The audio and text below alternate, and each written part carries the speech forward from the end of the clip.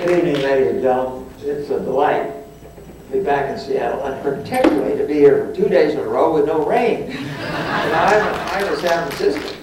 I've had all kinds of contacts with you. George Pocock, most of you probably never heard of, greatest boat builder in the world.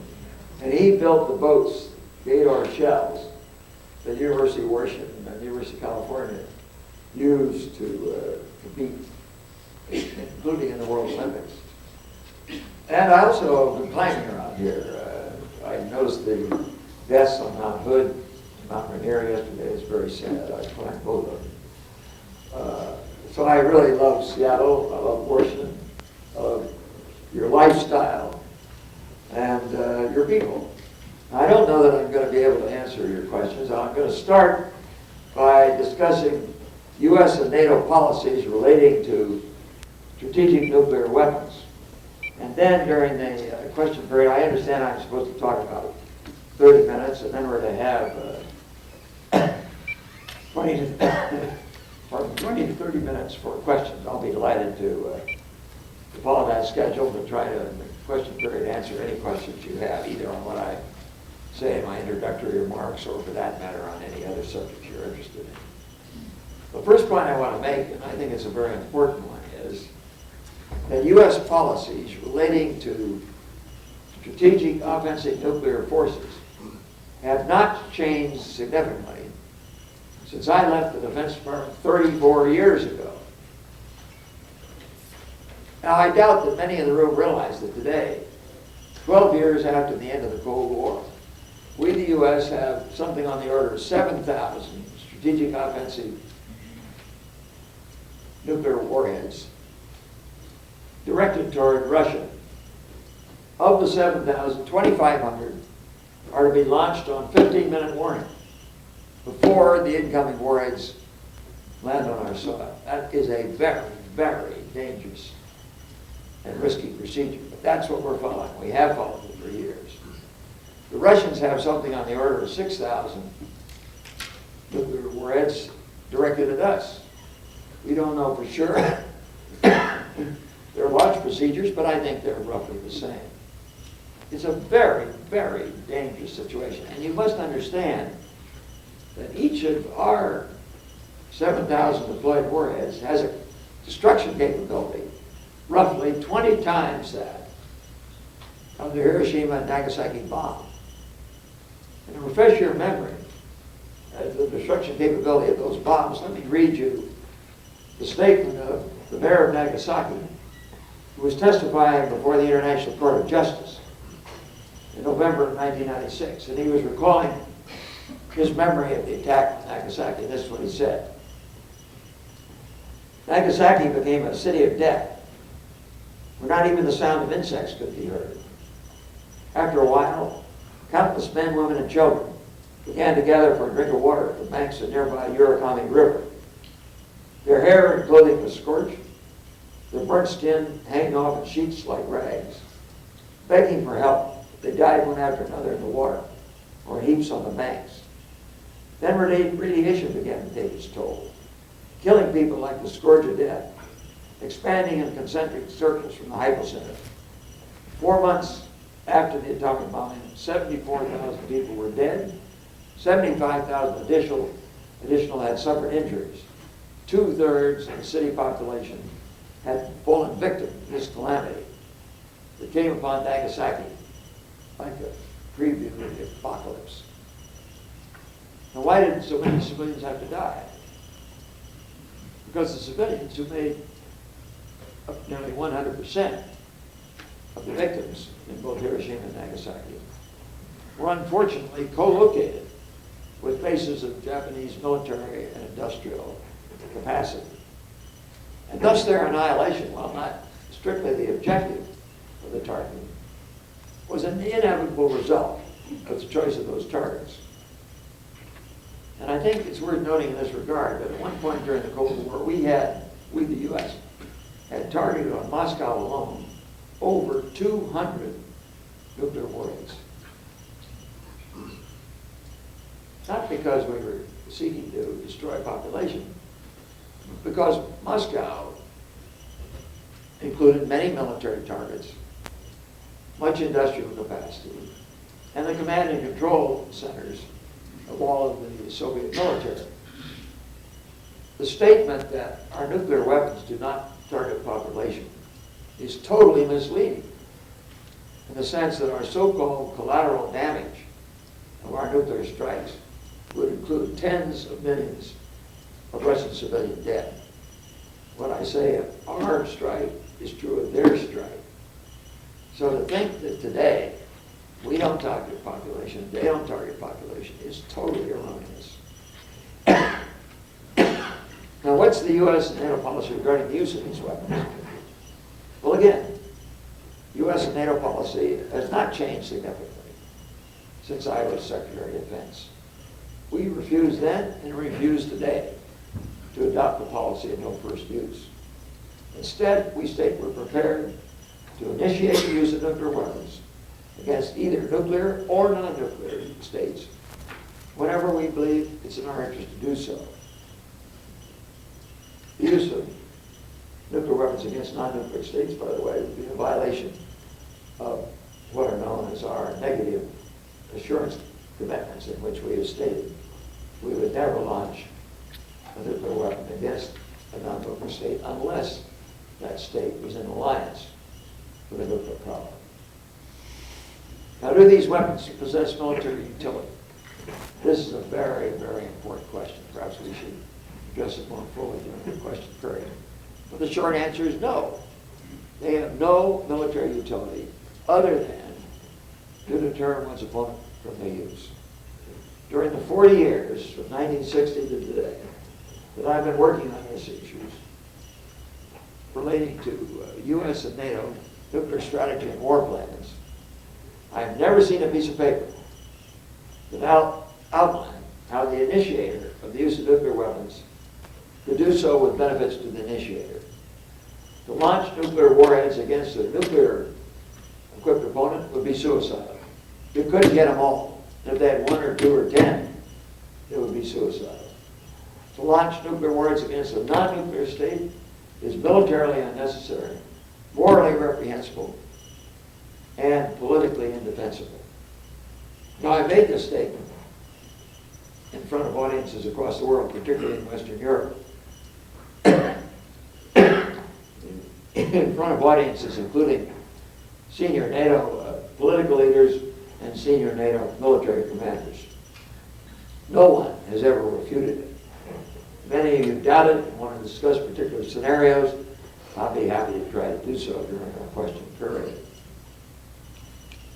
Now, I reached these conclusions, those I've just outlined to you, very soon after I became secretary in 1961. And I reported them to Presidents Kennedy and Johnson. I think they agreed with my views, but it was totally impossible for any one of the three of us to make such statements publicly, because they were absolutely contradictory to the established and publicly stated NATO policies regarding the use of nuclear weapons. At that time, much was being said and written about how the U.S. could and why it should be able to fight and win a nuclear war with the Soviets. This implied, of course, that the nuclear weapons did have military utility, that they could be used in battle, with ultimate gain to whoever had the greatest number or who used the weapons with greatest acumen. I totally disagree with that. And having studied these views over a period of years, I finally decided to go public with information relating to them that I knew would be controversial, that I felt was needed to inject reality into the debates regarding nuclear strategy and nuclear weapons. So in 1983, after I left the World Bank, I published an article in the magazine Foreign Affairs which dealt with these issues. And I want to read to you the last paragraph of that article. It said this: having spent 7 years as Secretary of Defense dealing with the problems unleashed by the initial nuclear chain reaction 40 years ago, 40 years prior to 1983 that the article was published, I do not believe we can avoid serious and unacceptable risks of nuclear war until we recognize, until we base all our military plans, our defense budgets, our weapons deployments, and our arms negotiations on the recognition that nuclear weapons serve no military purpose whatsoever. They're totally useless, except only to deter one's opponent from their use. And I went on to say that was my view then, that is to say 1983, and I said it was my view in the 60s. In the 60s, in long private conversations with Presidents Kennedy and Johnson, I recommended without qualification that they never, under any circumstances, initiate the use of nuclear weapons. I believe they accepted those recommendations. Now, the article, which I knew would be controversial, turned out to be not only controversial, but absolutely explosive. Now, I was accused in print and in person, especially in Europe, of single-handedly destroying the West nuclear deterrent. In reality, what I was destroying, at least that was my intention, was the illusion of military deterrence. Can you hear this back there? No. Could I have the technical guy to come down here and help us out? Maybe you could, if you could hold the with your hand, do it that way. Is this any better? Oh, let's do it that way. Okay. Well, as I say, the article turned out to be not only controversial, which I assumed it would be, but it was absolutely explosive. And I was accused in print and in person, especially in Europe, of single-handedly destroying the West nuclear deterrent. In reality, what I was destroying, at least that was my intention, was the illusion of nuclear deterrence. I'd indicated while I was Secretary of Defense, and I believe during all subsequent U.S. administrations, at no time was an American president, under any conceivable circumstances, going to authorize the use of NATO nuclear forces in response to a Warsaw Pact conventional attack on Western Europe. Why?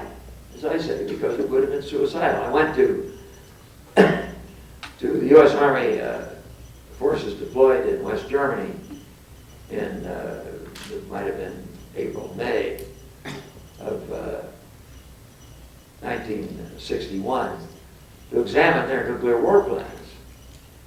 And I asked them under what circumstances they would launch. And they said, well, in the face of an overwhelming Warsaw Pact conventional force. And I said, what would happen then? Well, we said, we have the targets, we have the warheads, we'll launch. I said, yes, but what's going to happen? Nobody knew. Well, I know what would have happened. The Soviets, Warsaw Pact was equipped with nuclear warheads. They would have responded. Helmut Schmidt, whose 85th birthday I'm going to attend a week from tonight, I think it is, in Berlin, has said publicly that NATO's nuclear policy then and today was something he would never, never have supported. It would have destroyed Germany, not saved it. And the commanding general of the German Luftwaffe made exactly the same statement. He said, I favor NATO's nuclear policies, but I want to make it clear. I never, never want to see a nuclear warhead launched from German soil. Why? Because he knew the Soviets, the Warsaw Pact, would retaliate with nuclear weapons directed at German soil. So in truth, for nearly 40 years, with respect to our stated nuclear policy, I think it can be said the emperor had no clothes.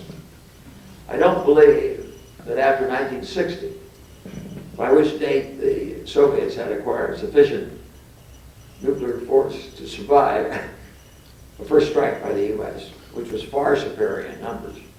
Nonetheless, they had acquired sufficient nuclear force to survive with a sufficient number to inflict unacceptable damage on us. And therefore, I do not believe that any U.S. president after 1960 would ever, under any circumstances, have initiated the use of nuclear weapons. Not Eisenhower, not Kennedy, not Johnson, not Nixon, not Ford, Carter, Reagan, Bush, Clinton, or George W. Bush. Nor would our allies have wanted them to do so. I mentioned what Helmut Schmidt has said publicly. Several of the senior British chiefs who, in succession, were chiefs of the British Defense Staff, Lord Mountbatten, Field Marshal Lord Carver, others, have stated under no circumstances would they ever have recommended following NATO's nuclear policy. Now, do we pay a price other than in financial terms, which to me are not the important issue there? Do we pay a price other than in financial terms for maintaining these nuclear forces? And the answer is yes. The price is a risk, and to me an unacceptable risk, of the use of the weapons, either through accident or as a result of misjudgment or miscalculation in times of crisis. As to accidents, senior Russian military officials have stated that due to lack of resources, the Russian nuclear arsenal is increasingly at risk of accidents, theft, serious malfunction in its command and control systems. And as for risk of inadvertent use, the Cuban Missile Crisis demonstrated that the U.S. and the Soviet Union, and indeed the rest of the world, came within a hair's breadth of nuclear disaster in October 1962. 5 conferences following that crisis were held involving senior Soviet, Cuban, U.S. diplomatic and military personnel that had participated in their governments during the crisis to review the actions taken and to draw lessons from them. By the conclusion in Moscow in January 1989, the third of those meetings, I think it had become clear that the decisions of each of the three nations before, during, and after the crisis had been distorted by misinformation, misjudgment, miscalculation. Some of us, particularly President Kennedy and I, believed the U.S. faced great danger. The Moscow meeting confirmed that judgment. But during the subsequent conference in Havana, chaired by Castro in January 1992, 29 years after the event, we learned for the first time how seriously Kennedy and I had underestimated the dangers. While in Havana, we were told by the former Warsaw Pact Chief of Staff, General Gribkov, that in 1962, at the height of the crisis, on Saturday, October 27, and Sunday, October 28, at a time when the CIA was saying they did not believe there were any nuclear warheads on the soil of Cuba, and as a result, the majority of Kennedy's military and civilian advisors were recommending launch of an attack on Cuba. We learned initially in January of '62 and later in November of '62 in publications in Moscow that at that time the Soviets had 162 nuclear warheads there, 90 for use against a tactical force, an invasion force, and roughly 70 for use on the intermediate range missiles that were targeted on U.S. East Coast cities, putting 90 million Americans at risk. And later that month in November, we learned more. We learned that at the height of the crisis on that Friday, the 26th, and Saturday the 27th, General Pliev, the Soviet commander in Cuba, had instructed his nuclear storage site commander to move warheads closer to the delivery vehicles in anticipation of the invasion and the possible launch against both the invasion forces and against the East Coast cities. And the next day, Malinowski, the Soviet defense minister, received a cable from Pliev informing him of that action. Malinowski sent it into Khrushchev. Khrushchev scrawled a probe across it and sent it back to Malinowski. Clearly, there was a very high risk that in the face of a U.S. attack, which, as I said, the majority of Kennedy's military and civilian advisors were recommending at the time, the Soviet forces in Cuba would have decided to use their nuclear weapons. Now, we didn't speculate about what would have happened, about what would have happened in that case. We can predict the results with certainty. Our force would not have had nuclear weapons. Admiral Dennison, who was the designated commander of the force that was formed to possibly invade Cuba, had sent a cable to the Joint Chiefs and to Kennedy and me saying that he had information that the Soviets in Cuba had tactical nuclear warheads, and he requested authority to equip our force with them. Kennedy and I said he was crazy as hell. And we refused to allow an authority to nuclear weapons. Of course, he was right. And had we gone in, we would have faced those nuclear weapons. Now, no one should expect that a U.S. military force would ever have absorbed a nuclear strike without responding. The force didn't have the weapons to respond from its own stocks. But we would have sent U.S. fighter and bomber aircraft from southeast U.S. bases and bombed Cuba. Now, what lessons can we draw from what I told you about the Cuban Missile Crisis? The lesson, if it hadn't been clear before, was, I think, made so in Havana when we first began to learn from General Gribkov that those nuclear wars were there. He didn't know, we didn't know they were there. And once we expressed shock when he began to talk about it, he clammed up. So we never learned in Havana the full details of how many were there.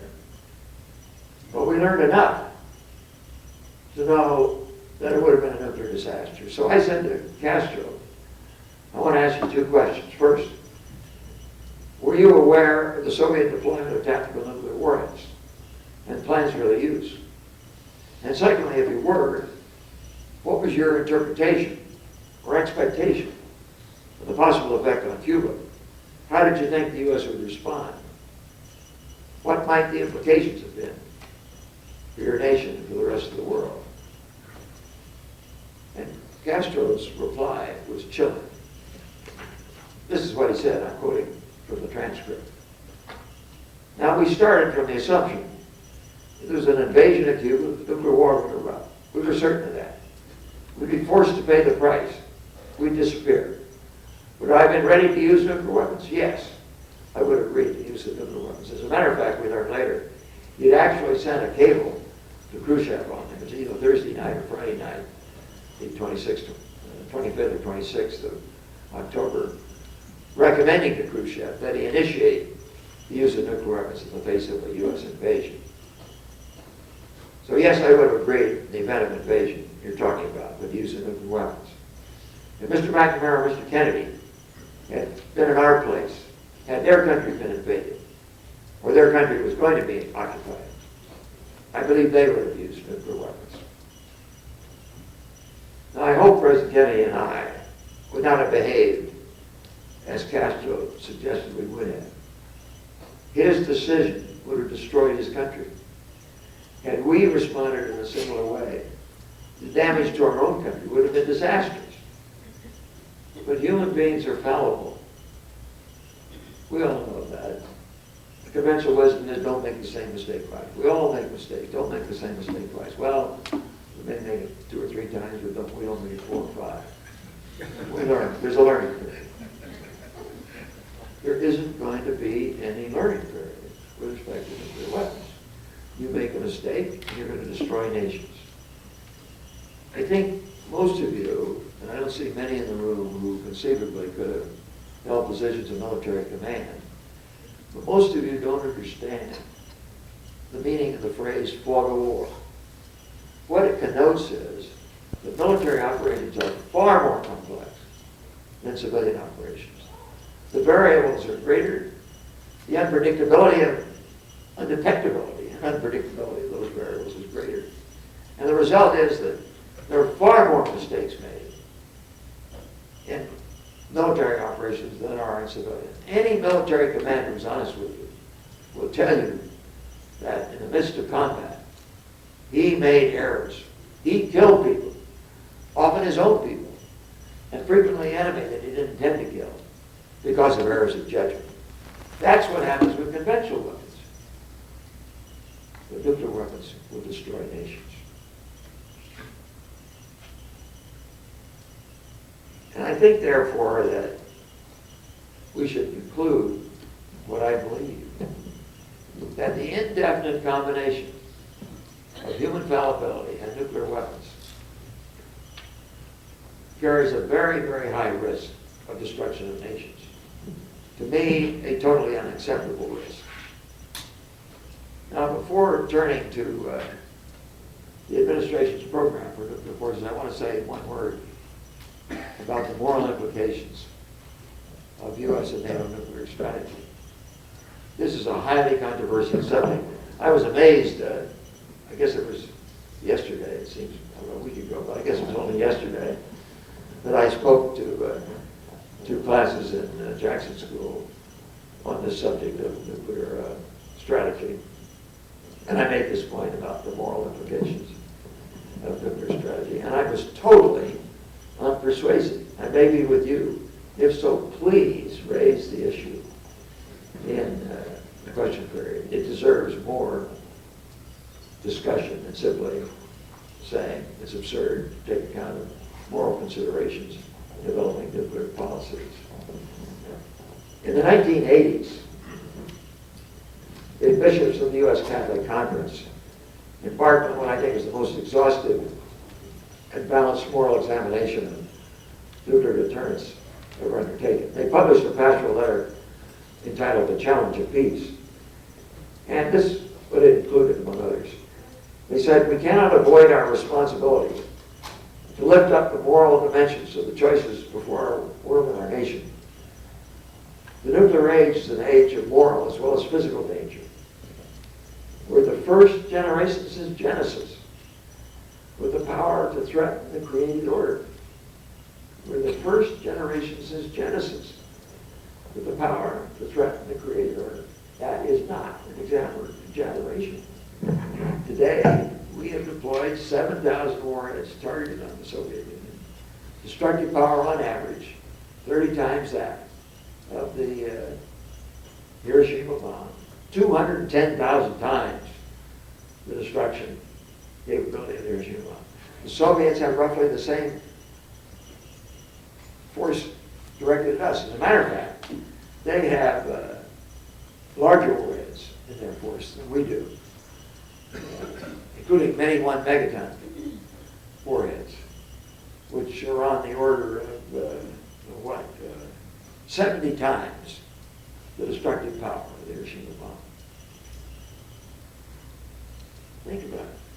Think if these two forces, one 6,000, one 7,000 warheads, were to exchange. Now, we were concerned about Chernobyl. For about 3 miles out, a few puffs of irradiated material thrown into the air. You got 13,000 warheads exploding. The blast effect, the radiation effect, on site and through dispersal by winds, would, as the Catholic bishop said, threaten the order of humanity on this planet. So they went on to say, we can't avoid our responsibility to lift up the moral dimensions of the choices before our world and nation. The nuclear age is an age of moral as well as physical danger. We need a moral about face. The whole world must summon the moral courage and the technical means to say no to nuclear conflict, no to weapons of mass destruction, no to an arms race which robs the poor and the vulnerable, and no to the moral danger of a nuclear age which places before humankind indefensible choices of constant terror or surrender. Now, one need not be a Catholic, I'm not, or even a Christian, to begin to appreciate the seriousness of the bishop's endeavor. Their statement of the problem is arresting. And they have repeated it recently. They continue to hold those beliefs. They analyze the problems of nuclear deterrence within the established parameters of the just war doctrine, the famous Catholic doctrine that goes back hundreds of years. And they pointed out that nuclear deterrence failed the moral test on 2 counts: non-combatant immunity and what they call proportionality, each of which would require leaders to be able to control the direction, the duration, the extent of any war involving nuclear weapons. And the bishops left no doubt about their conclusion with regard to limiting or controlling a nuclear war. They said the danger of escalation is so great, and on this point, whether you agree with their moral position or not, this is absolutely fundamental. They said the danger of escalation is so great it would be morally unjustifiable to initiate nuclear war in any form. Nobody that I've ever seen has put forward a plan on paper that gives high confidence that we could control escalation in a nuclear war, in exchange of nuclear weapons.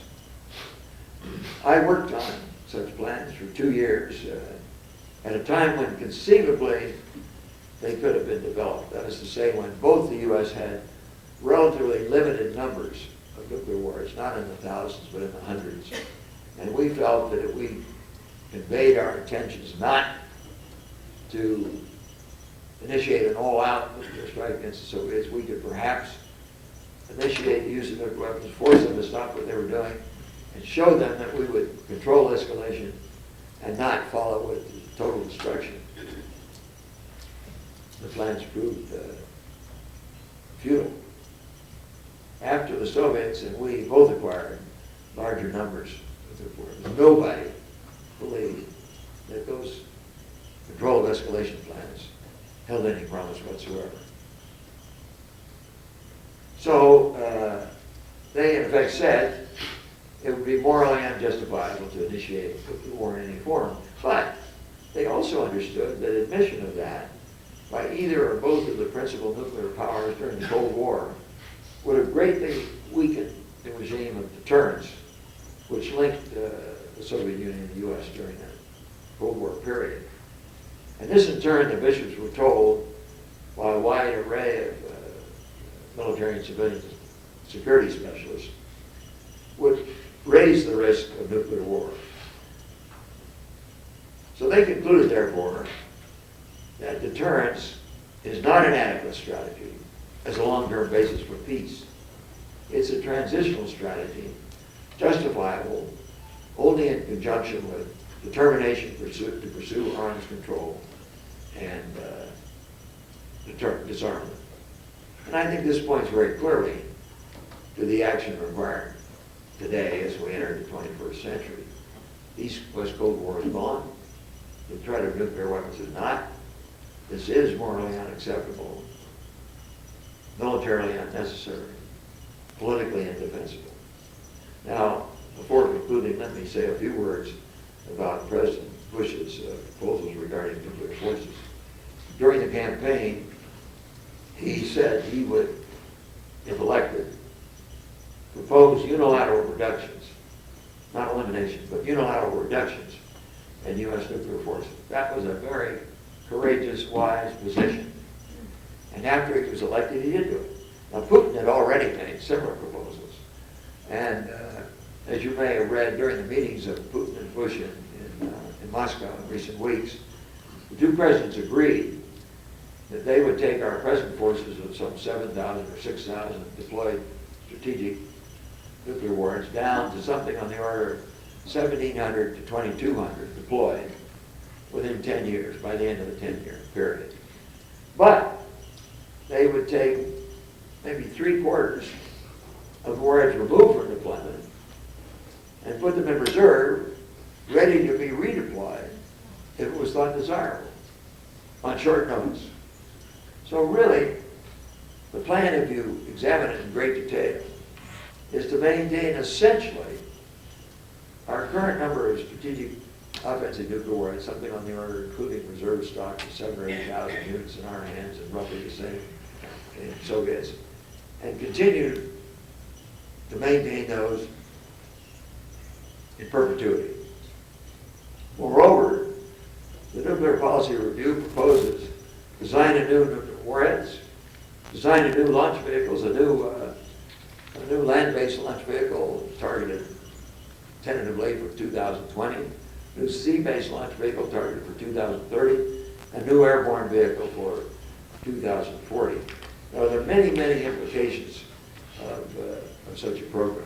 I doubt very much that any of you have really understood it. It was not widely discussed in the press. It's very, very difficult to obtain a printed document that describes what I've just described to you. The National Resources Defense Council has put out probably the most authoritative statement on it, and they state essentially what I've said. Now, I want to mention one implication, or several implications that are important of such policy, but let me mention just one. The impact on the non-proliferation regime. In administration proposals for our nuclear forces and nuclear policies, and particularly the proposals for the deployment of national missile defense, which I have referred to, are indications of our intention to maintain very, very large offensive and defensive nuclear forces, in fact, perpetuity. That is absolutely contrary to the stated provisions of the Non-Proliferation Treaty, which was extended indefinitely about 5 years ago. And Article 6 of that treaty requires that the 5 existing nuclear powers, that excluded Israel, India, Pakistan, includes China, Russia, France, Britain, and the US. The 5 existing nuclear powers agreed to move toward the elimination of nuclear weapons, whereas the program I've outlined to you is absolutely contrary to that. And therefore, I think there's a very serious danger the non-proliferation regime will break up. More nations will acquire nuclear weapons. Japan, Taiwan, Middle Eastern, Arab countries, others. And it's relatively easy, once one acquires fissile materials, to build a nuclear weapon. The South Africans built 7 nuclear weapons in a space that's about a quarter the size of this room. As I recall, using something on the order of $25 million. This is in addition to the fissile materials which they had. $25 million and 150 men. So once you acquire fissile materials, you're well on your way to nuclear warheads. Now, the terrorist interest in acquiring fissile materials is widely documented. The Washington Post 2 months ago carried an article which stated that Sultan Mahmoud, who is the former chairman of the Pakistani Nuclear Weapons Commission, which designed the Pakistani bombs, Mahmoud met with Osama bin Laden on 2 occasions. They weren't talking about tourism in Pakistan. The danger of terrorists acquiring fissile materials is magnified by the kind of a program that I've outlined to you. I think neither the administration, the Congress, the American people, nor for that matter, the publics of other nations have debated the merits of alternative long-range nuclear policies for their countries or the world, and particularly the implications of those policies for the control, the lack of control over fissile materials. Such debates are long overdue. One of my purposes in being here today and speaking like this in other forums is to stimulate the development of those debates before the Congress, before the press, across the country. When they're held, I believe the participants will conclude, as I have, and as I hope you will, that we must move promptly in a verifiable way to the elimination or the near elimination. I don't want to argue whether we go to 0 or 50 or whatever, but we must move toward the elimination or near elimination of all nuclear weapons.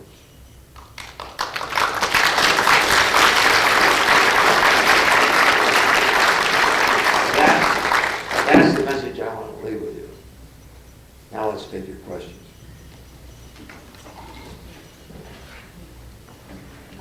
Well, this will take some time to collect them, and I would like to continue asking you to speak. You've been doing it since 7:30 this morning.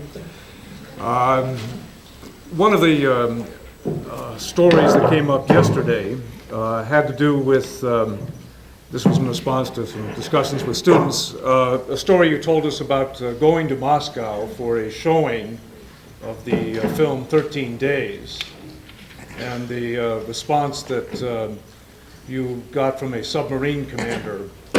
Well, this is sounds Could you use the microphone? This sounds totally implausible. But how many of you saw the movie 13 Days? Raise your hands. Well, a lot did.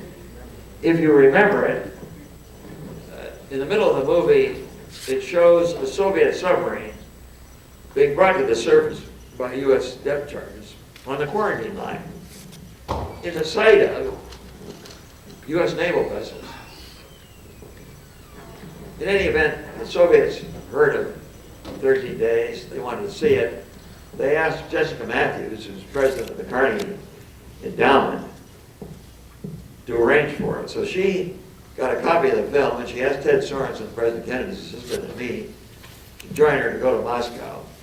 She said, we'll show the film, and then the two of you will hold a panel discussion with two Soviets, one of whom was General Gribkov, who was the man at the meeting Castro chaired in January 1992 that first told us about the nuclear warheads in Cuba.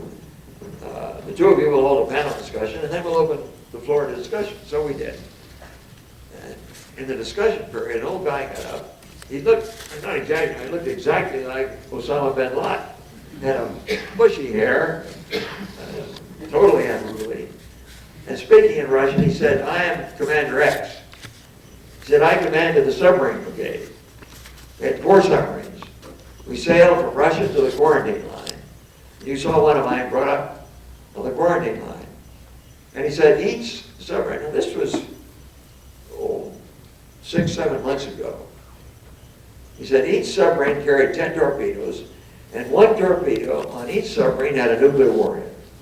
That is the first time that anybody in the West knew that those submarines were there and that they had nuclear warheads. I was so shocked, I lost my cool, and I didn't ask him what his rules of engagement, what his instructions were regarding use. But when I got back, Newsweek had heard I was there, and they said, what happened? And I told them the story. So they sent a reporter where they tracked this guy down. He said, well, yeah, you want to know the rules of engagement? He said, we assumed we'd be out of communication with our headquarters in the Soviet Union on many occasions, which is understandable. And therefore, we were instructed to launch when we thought it desirable.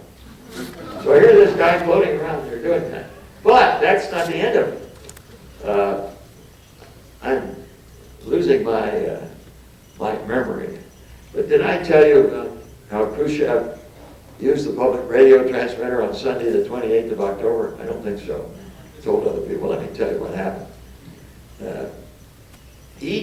I think the Cuban Missile Crisis was the best managed foreign policy crisis, the best managed defense crisis of the post-war, First World War II period. But in the end, we avoided nuclear war, not because we were bright, not because we were wise and management, but out of blind luck. And to illustrate the point, let me tell you what happened. After a full day of discussion on Saturday, October 27th, debating the executive committee, the pros and cons of many policies to get the missiles out, the majority of Kennedy's advisors, as I say, were in favor of an attack. We didn't resolve the issue that night. The CIA was saying there were no warheads there, and they thought the first 20 were coming on a ship named Poltava. Khrushchev, however, knew the warheads were there.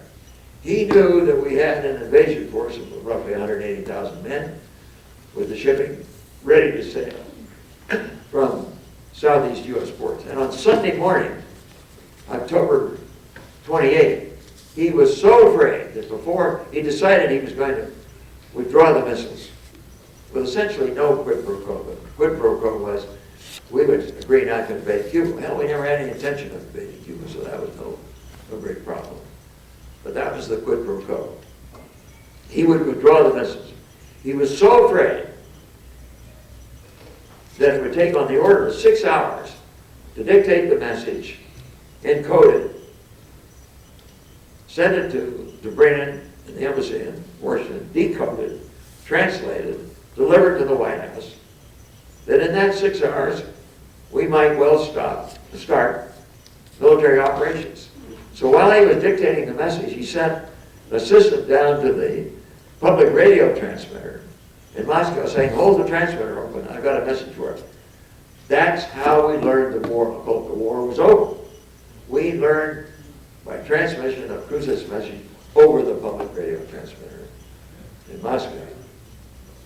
Now the relation of this to the submarines is this. As I say, I was so shocked I didn't ask the right questions. Newsweek began to do so. They got some information. The Germans read the information Newsweek got. They decided to send their own team over there. And they tracked down the brigade commander. He said, well, make your own investigation. He said 3 of the 4 submarine commanders are still alive. Go talk to them. So the Germans did. And the 3 submarine commanders told them exactly the same thing that the brigade commander had. They were authorized to shoot when they believed it desirable. But, they said, you know, we were out of communication with the Soviet Union most of the time. One of them said, I tried 48 times to communicate with my headquarters. I only got through once.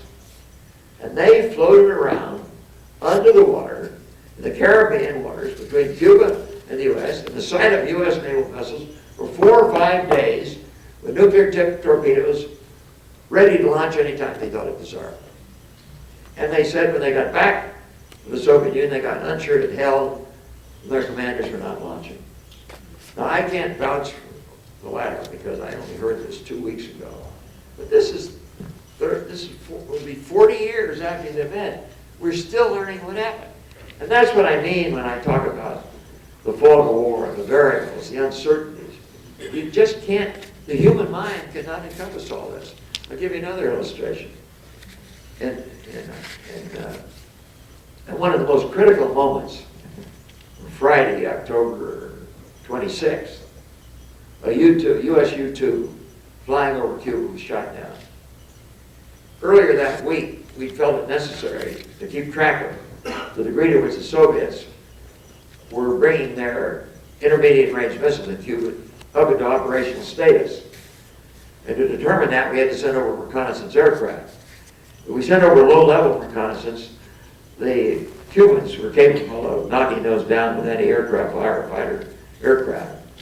So we dared not do that. So we said, we'll send down U-2s. Now we knew that the Soviets had surface-to-air missiles on Cuba capable of knocking down a U-2, but they were under Soviet command.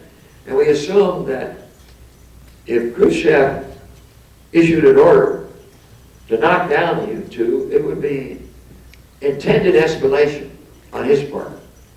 And we would therefore have to respond with an attack. So we said, we'll send the U-2 over.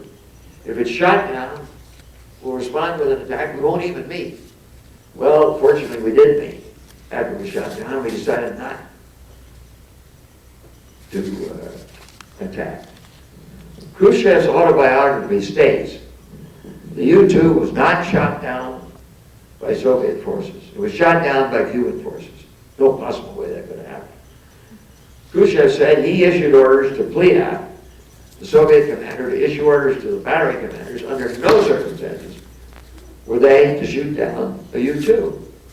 Now they did. That's understandable. Hell, if you're a captain and you're a battery commander, you spent your life learning how to track and fire and knock down a U-2, you're going to do it. We all do that. That's what happened.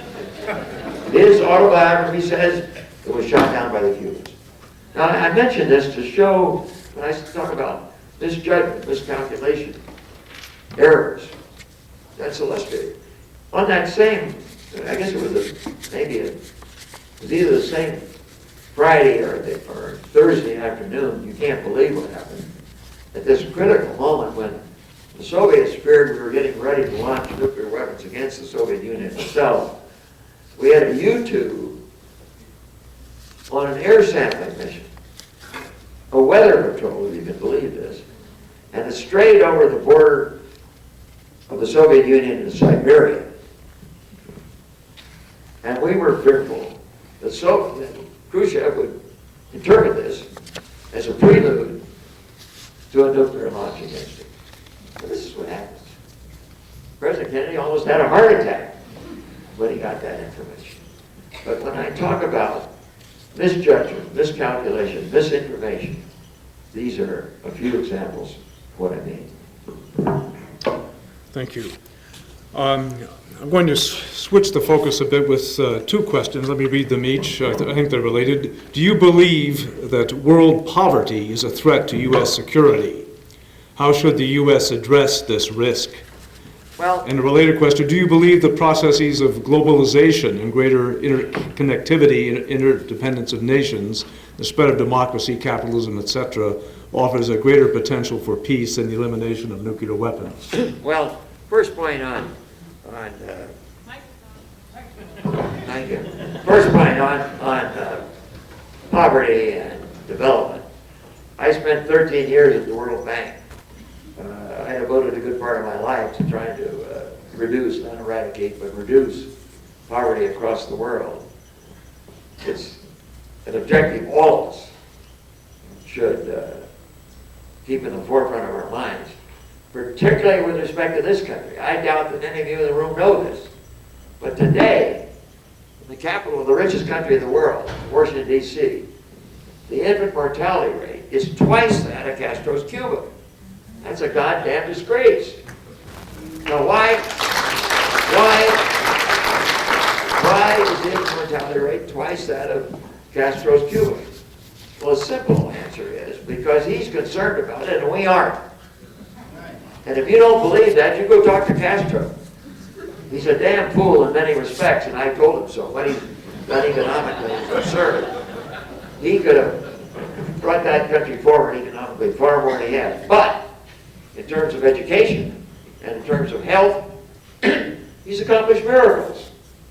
And we should learn from that. When I first heard this, I checked into it. I found out the statistics were correct. And then I tried to find out why our infant mortality rate was twice that of Castro's Cuba. Well, one of the reasons is that it's not just the infant mortality rate in Washington, D.C. that's twice Castro's Cuba. The African-American infant mortality rate is twice the white infant mortality rate in this country. And Washington has a very high percentage of African-Americans, 70%, so you have that kind of a situation there. So then I began to look into that. Why is the African-American infant mortality rate twice that of whites? Well, infant mortality in part is a function, not solely, but in part, a function of low birth weight. So I checked on the birth weights in Washington, they're low. Now why are they low? Because of inadequate prenatal care. And why is the prenatal care inadequate? Because 40 million Americans lack adequate health insurance. And if you don't believe that, read the New York Times last week. There was an absolutely fascinating article about 3 or 4 days ago that said 18 million Americans die each year because of inadequate health insurance. That is totally disgraceful. This is way off the topic of poverty reduction and development. But the point I want to make is that we human beings should be sensitive to these issues, whether it occurs in our society or in other societies. And I don't think we should be sensitive to them only if we feel that there's some direct connection between poverty and terrorism. I don't think there is. If you look at what happened September 11th, I don't think that was primarily a function of poverty. That was a function of well-educated, well-financed Muslims who had a hatred of the U.S. And I might say with some reason. And if somebody asked me earlier today, how do we deal with hatred? Well, the answer is I don't really know. But the first thing to do is try to find out what contributes to it. And I'll tell you one of the things that contributes to Muslim hatred of the West today, particularly the U.S., and that's the relationships between Israel and Palestine. But we're not going to deal with the terrorist problem effectively. And it isn't a question of focusing on poverty. It's a question of focusing on hatred. And can we do anything to reduce it? I think we can. The fact is that the United Nations agreement that was accepted by the parties at the end of the Six-Day War between Israel and Palestine in June of 1967, the United Nations Security Council agreement that ended that, which is expressed in UN Security Council Resolution 242, requires that Israel withdraw to its pre-June 1967 borders. It hadn't done so. That's one of the causes. I am very pro-Israel, so don't misunderstand what I'm trying to say here. The problem is, we're getting way off poverty and so on, but it's important to understand this. Arafat did state, and I believe now intends, to wipe Israel off the map. It took the Swedes 3 months to train him to say, I do not intend to destroy Israel. Literally, I'm not exaggerating. And when he said it, I don't think he believed it. And today, there's no question in my mind, in the back of his head is a belief that if he perseveres, he can destroy Israel. But exactly the same thing is in Sharon's mind. His intention is to move the eastern border of Israel to the Jordan River, to incorporate all of Palestine in Israel. So that's what underlies the conflict there. It's extremely difficult to think of how to deal with this, but we're going to have to think so. And if we don't, I absolutely guarantee you, regardless of what we do on poverty or anything else, terrorism will continue. We've got to recognize the situation between Israel and Palestine is contributing to world terrorism against the West.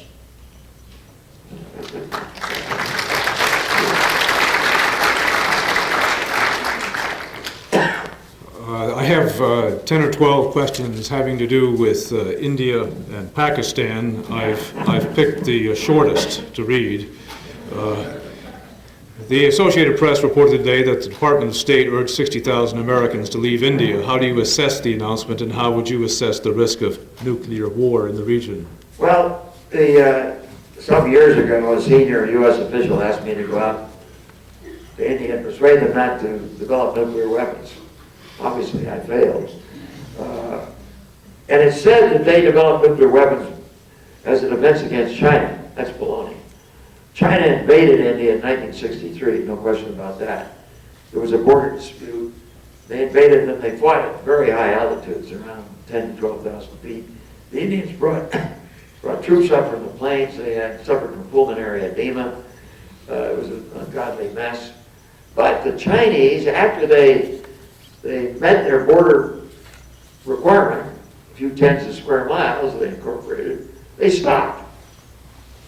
So it's not correct to say that India today fears an aggressive China, and they have nuclear weapons to prevent that. That's not true at all. Nor is it really true to say they have nuclear weapons to defend against Pakistan. They were much better off. I tried to make it clear to them before they had nuclear weapons. They were better off then without nuclear weapons vis-a-vis Pakistan than they would be after they got it. Why? Because their conventional forces were much larger. You read the data today, it said there were 1 million troops on the line of demarcation between Pakistan and India. 700,000 Indians and 300,000 Pakistanis. The Indians are way ahead in conventional forces today.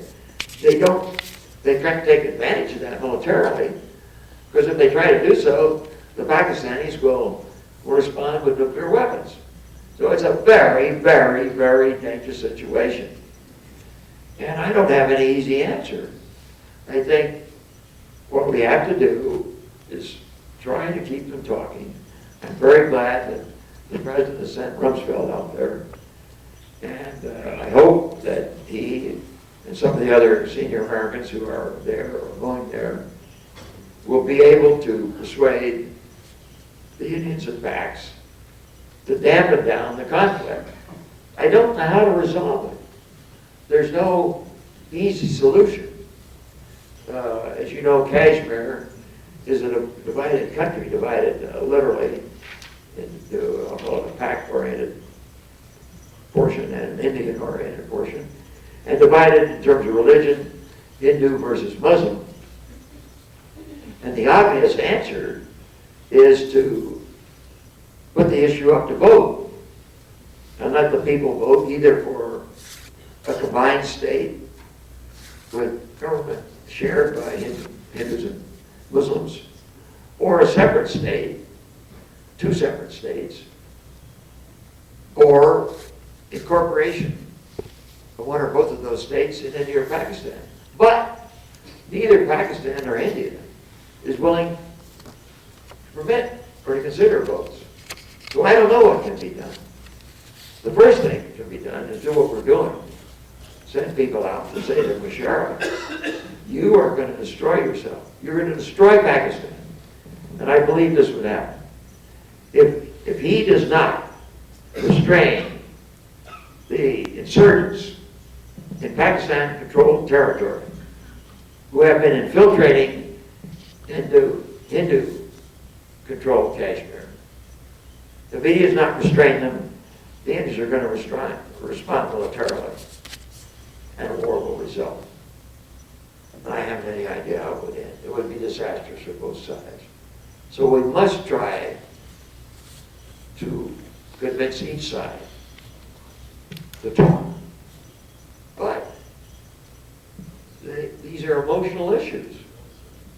They feel as strongly about that as we do about 9/11 and the terrorists. And we're not about to negotiate with bin Laden if we ever get. And they're not about to negotiate with each other. But we've got to try to move them into that relationship. I think it's wise, by the way, to take the dependents out, State Department officer dependents. It removes one factor that could complicate the issue. We did that on several occasions while I was secretary.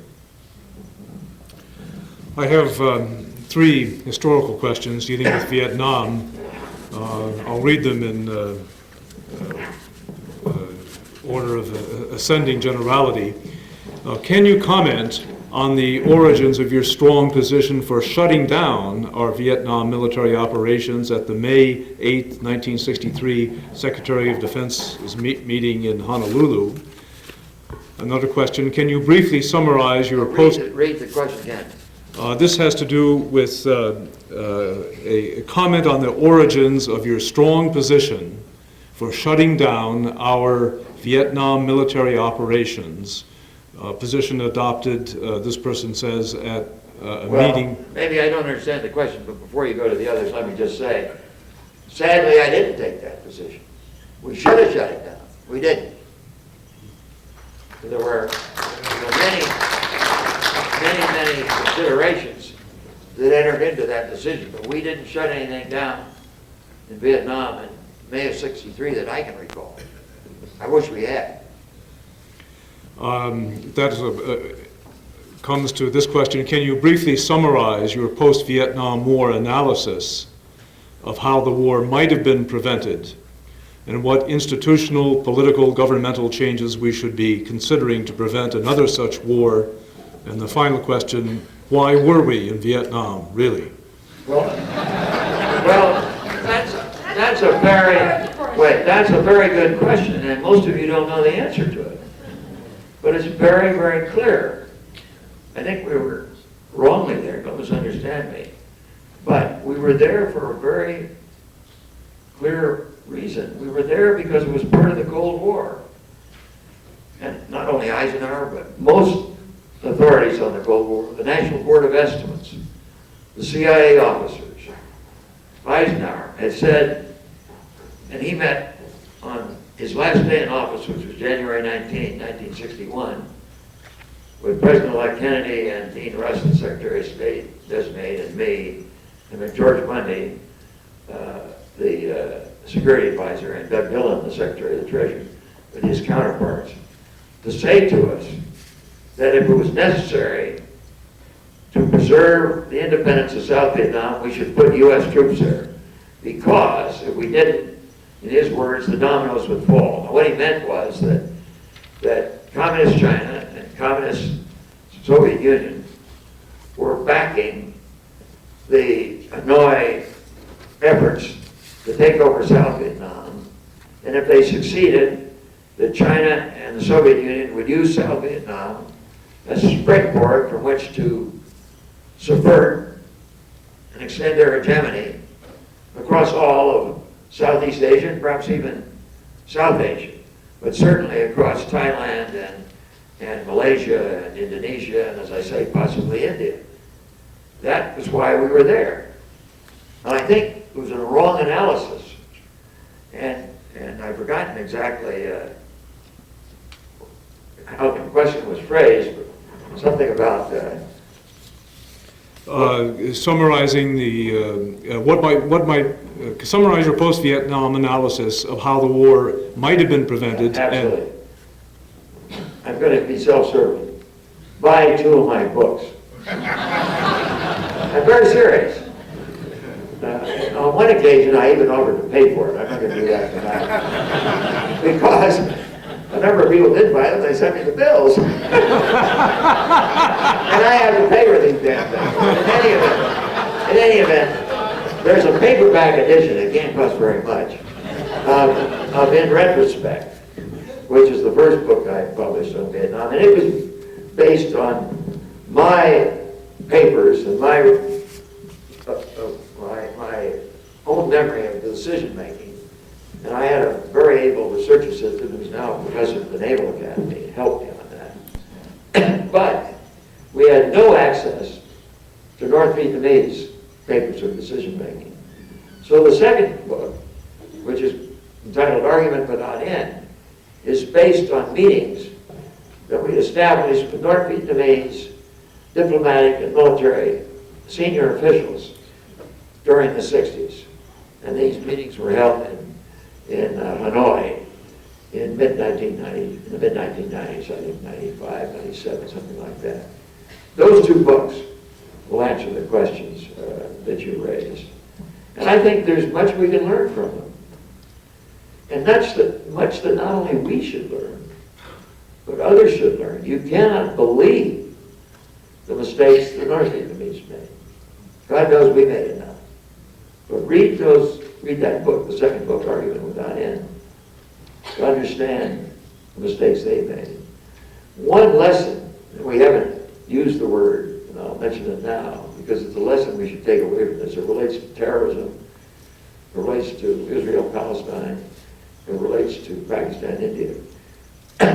We must develop an empathy with respect to our potential opponent. And by empathy, I don't equate that with sympathy. I use the word empathy to connote understanding. We must attempt to develop understanding of what is motivating our opponents and draw from that an understanding of how they will respond to particular pressures or inducements or whatever. We rarely do that. We certainly didn't do it well with respect to Vietnam. I don't really think we're doing well today with respect to Arab Israel or India, Pakistan. We must empathize. Well, these questions have to do with empathizing with Saddam Hussein. I don't know how to. I'll read them. What kind of nuclear defense strategy would you recommend for Saddam Hussein? Would he adhere to the idea of mutual assured destruction? 2 related questions. Do you think the U.S. ought to use nuclear weapons against Iraq as recommended in the Nuclear Posture Review? And do you think these plans are realistic? If the U.S. did use nuclear weapons against Iraq, would we get away with saying that they're only for use against Saddam and not for use against the general population?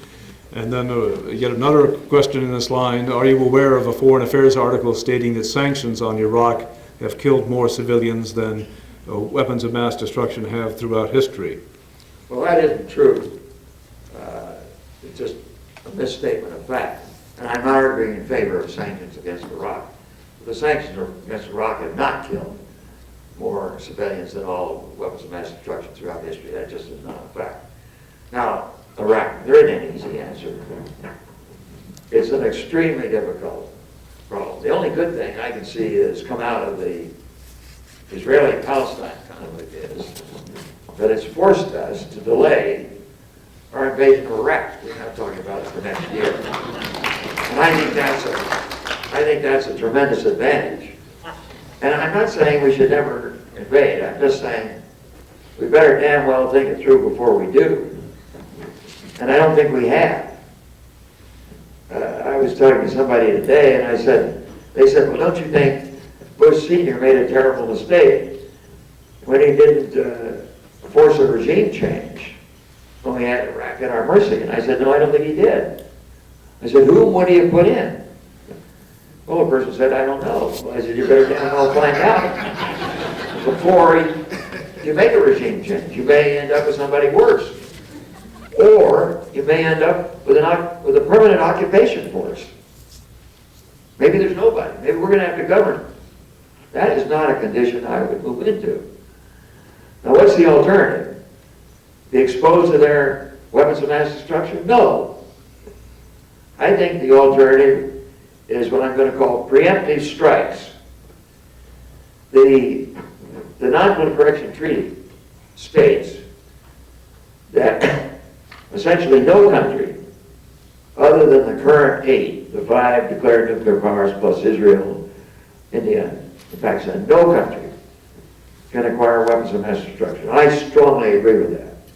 And I think we're going to have to set up, until we find a better solution, a preemptive regime across the world.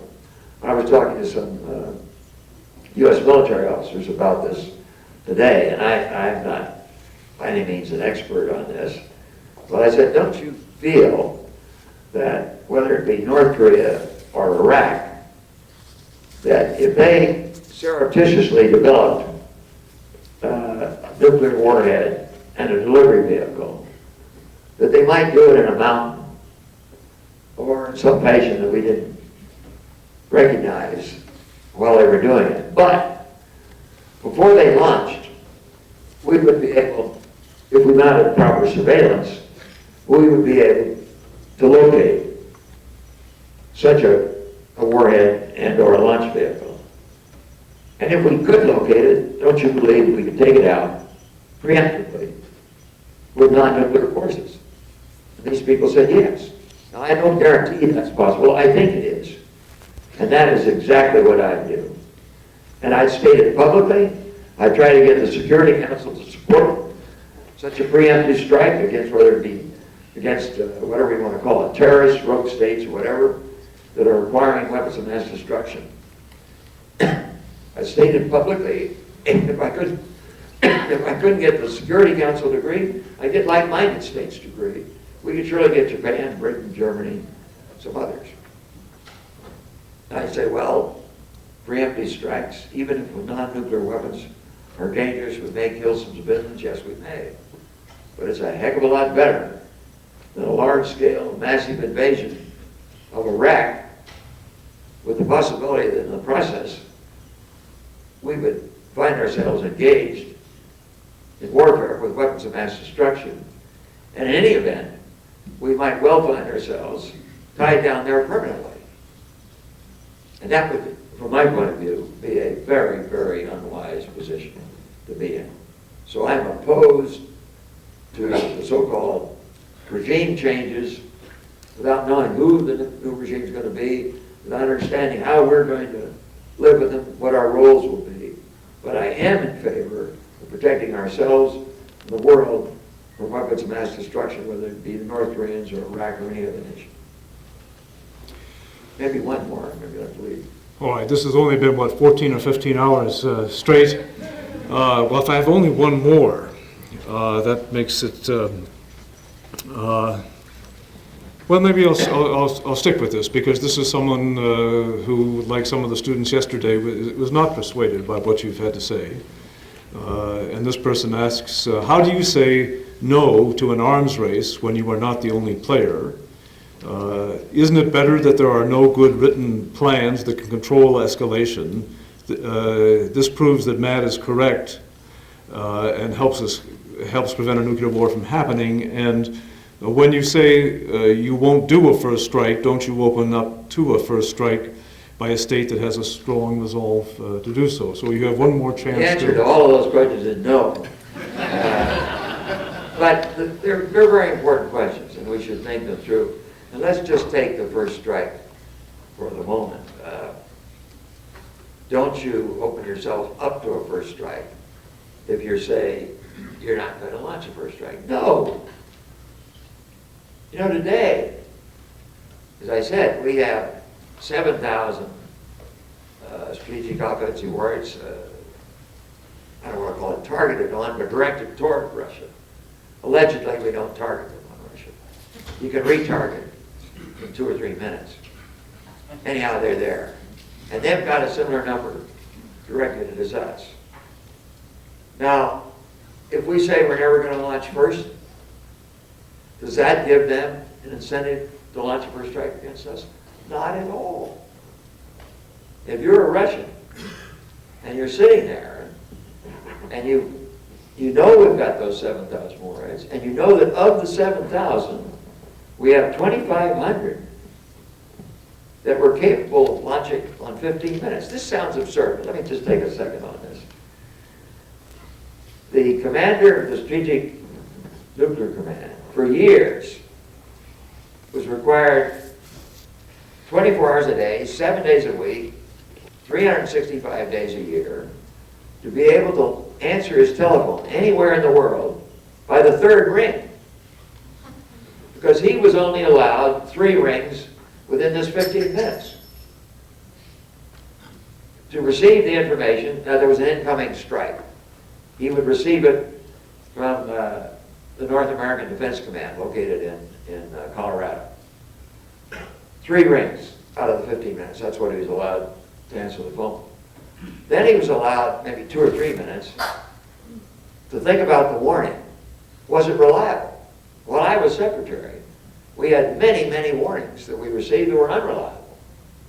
And you may have read recently that the Soviets received an unreliable warning from, I think it was some missiles from Norway or one of those places there. There's a very great risk. So you're allowed 2 minutes to decide whether it's reliable or not reliable. And then he's allowed 3 or 4 minutes to decide what to recommend to the president. By now we've had 3 rings plus 2 minutes plus 3 or 4 minutes out of the 15 minutes. You've got to launch it before 15 minutes because by 15 minutes the incoming Russian warheads will land on our missiles and they will destroy so many that we will feel that we're deficient in our capability to respond compared to what we would have been if we launched before they destroyed the missiles. I think that's an erroneous conclusion, but that's the way the system is built. So he's allowed 3 or 4 minutes to decide what to recommend to the president.